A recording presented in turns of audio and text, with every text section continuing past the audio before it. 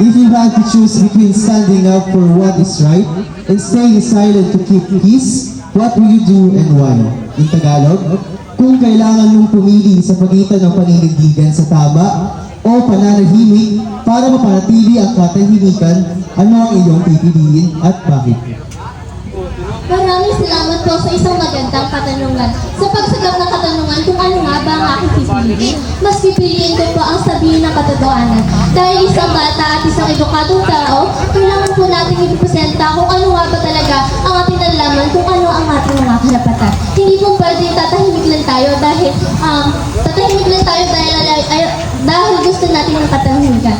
Dahil sa pamamagitan ng pagtatahimik natin, mas lalong lalala isang bagay. So me, myself, as a student, I have a lot of experiences and such as backstabbing and other things that hurt me, and I kept silence. And by doing that, it just hurt me more. It doesn't apply to something. It doesn't help me to improve. So for me, staying and speaking up for every problems or conflict that I will face in between or through is I should face out all the problems, and I should keep straight and choose the right thing to speak up, because nothing would be put to right if we did something that cannot even fix. That's all, and good afternoon.